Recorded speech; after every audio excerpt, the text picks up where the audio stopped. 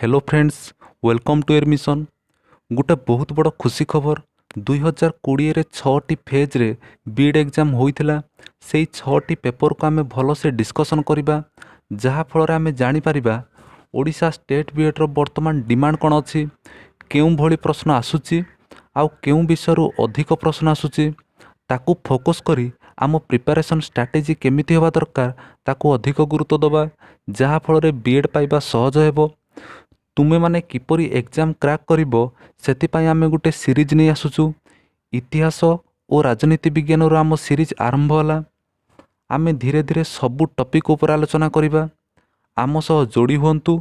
आम channel your mission को subscribe करंतु, लाइक करंतु और सांगमान को शेयर भी करंतु। आरंभ करिबा history and political science section रु, जेउतरे पाखापाखि 20टी प्रश्न अछि। Question number 56, Which of the following was not a condition of the subsidiary alliance? निम्नलिखित मध्यरु केउंटा subsidiary alliance रो शर्त नथिला?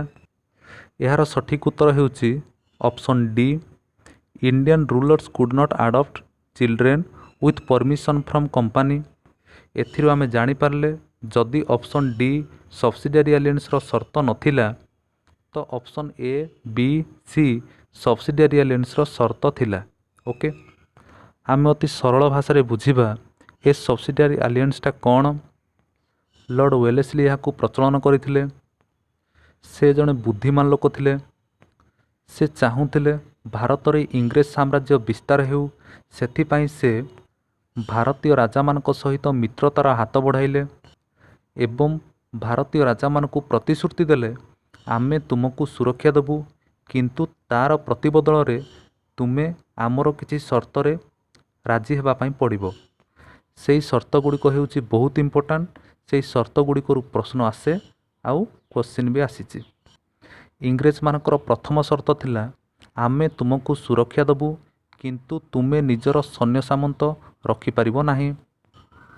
द्वितीय शर्त थिला आम सैन्य सामंत तुम राज्य रे परमानेंट रहिबे, किंतु तांकर समस्त खर्च तुमे करिबो।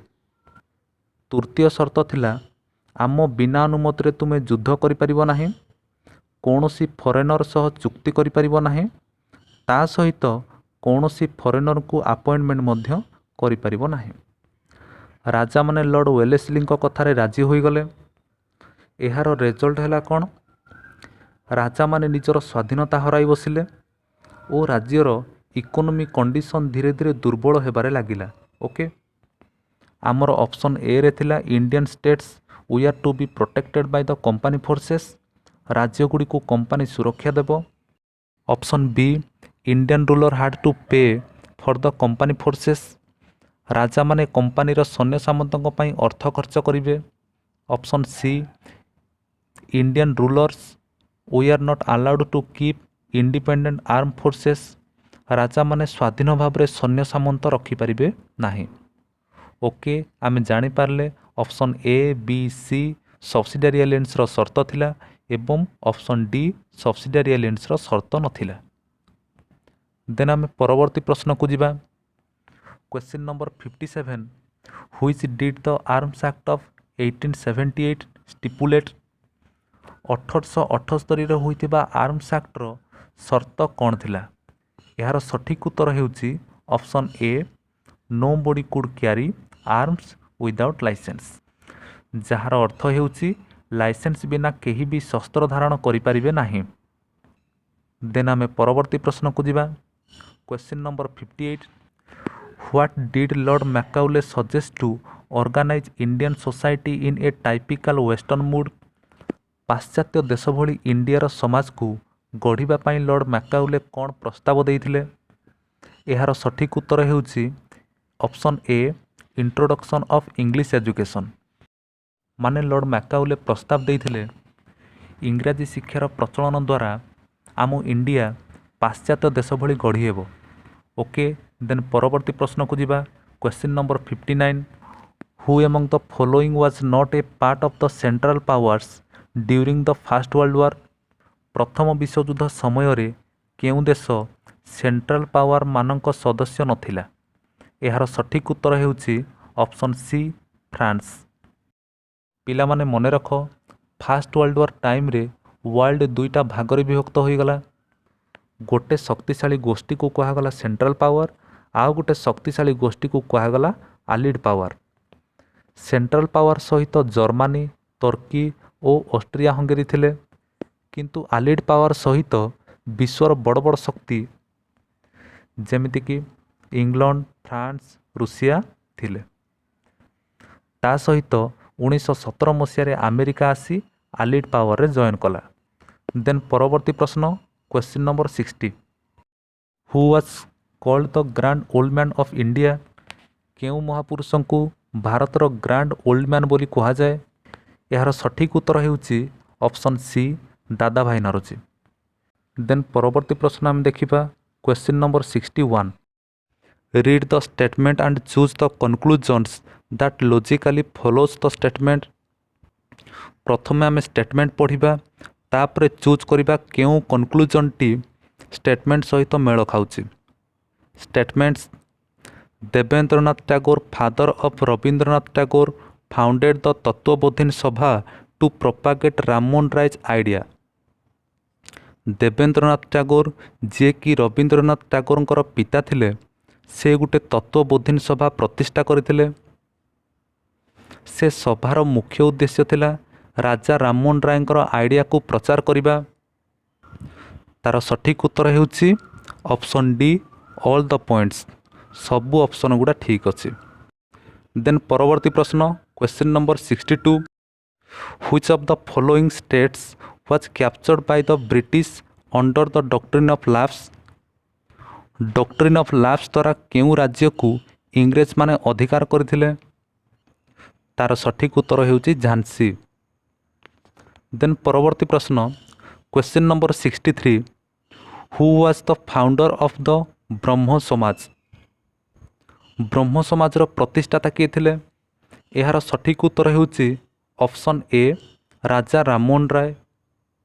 ଦେନ୍ ପରବର୍ତ୍ତୀ ପ୍ରଶ୍ନ, question number 64। Which one of the following is a feature of Indian constitution? ନିମ୍ନଲିଖିତ ମଧ୍ୟରୁ କେଉଁଟା ଆମ ଭାରତୀୟ ସମ୍ବିଧାନର ସ୍ୱତନ୍ତ୍ର ବୈଶିଷ୍ଟ୍ୟ ଥିଲା? ତାର ସଠିକ୍ ଉତ୍ତର ହେଉଛି option D, India is a secular state. Then ପରବର୍ତ୍ତୀ ପ୍ରଶ୍ନ, question number 65। Here are some events of the second world war in chronological order, select the right order. ଏଠି ସେକେଣ୍ଡ ୱାର୍ଲଡ ୱାର୍ର କିଛି ଇଭେଣ୍ଟସ୍ ଦିଆଯାଇଛି, ତାକୁ ଆମେ କ୍ରୋନୋଲୋଜିକାଲି ସଜେଇବା। ତାର ସଠିକ୍ ଉତ୍ତର ହେଉଛି option B, Hitler order hostilities against Poland. ହିଟଲରଙ୍କର ପୋଲାଣ୍ଡ ସହିତ ଶତ୍ରୁତା ହେଲା। Then invasion of Poland by Germany. ଯେହେତୁ ହିଟଲର ଜର୍ମାନୀର ଥିଲେ, ତେଣୁ ଜର୍ମାନୀ ପୋଲାଣ୍ଡ ଉପରେ ଆକ୍ରମଣ କଲା। Then Great Britain declared war on Germany. ଏଥିରେ ରାଗିଯାଇ ଗ୍ରେଟ୍ ବ୍ରିଟେନ୍ ଜର୍ମାନୀ ଉପରେ ଆକ୍ରମଣ କଲା। Then France declared war on Germany. ପରବର୍ତ୍ତୀ ସମୟରେ ଫ୍ରାନ୍ସ ମଧ୍ୟ ଜର୍ମାନୀ ଉପରେ ଆକ୍ରମଣ କଲା। ଓକେ, ଦେନ୍ ପରବର୍ତ୍ତୀ ପ୍ରଶ୍ନ, question number 66। In a state legislature who decides whether a bill is a money bill or not? ତାର ସଠିକ୍ ଉତ୍ତର ହେଉଛି option B, speaker of the legislative assembly. Then ପରବର୍ତ୍ତୀ ପ୍ରଶ୍ନ, question number 67। House of people is known as? ତାର ସଠିକ୍ ଉତ୍ତର ହେଉଛି ଅପସନ୍ ବି, ଲୋକସଭା। ଦେନ୍ ପରବର୍ତ୍ତୀ ପ୍ରଶ୍ନ, question number 68। The constitution of India has been framed after ransacking all the known constitution of the world, who said this line? ତାର ସଠିକ୍ ଉତ୍ତର ହେଉଛି option A, doctor B R Ambedkar. Then ପରବର୍ତ୍ତୀ ପ୍ରଶ୍ନ, question number 69। Why was arrival of the Simon commission opposed by the Indians? Simon କମିଶନକୁ କାହିଁକି ଭାରତୀୟମାନେ oppose କଲେ? ତାର ସଠିକ୍ ଉତ୍ତର ହେଉଛି option C, all members of the commission were English men. ଏହି କମିଶନର ସମସ୍ତ ମେମ୍ବର ଇଂରେଜୀ ଥିଲେ, ଭାରତୀୟ ନଥିଲେ। ସେଥିପାଇଁ ଭାରତୀୟମାନେ ସାଇମନ୍ କମିଶନକୁ ବିରୋଧ କରୁଥିଲେ। ଦେନ୍ ପରବର୍ତ୍ତୀ ପ୍ରଶ୍ନ, question number 70 which of the following was not a result of the fourth Anglo Mysore war तार सठिक उत्तर हेउची doctrine of lapse was imposed on Mysore doctrine of lapse fourth Anglo Mysore war result नथिला ताहले आम जानी पारले option A C D fourth Anglo Mysore war result थिला। देन परवर्ती प्रश्न question number 71 if axis powers equal to Germany Italy and Japan आलिस power equal to तार सठिक उत्तर हेउची option B France Great Britain the United States the Soviet union.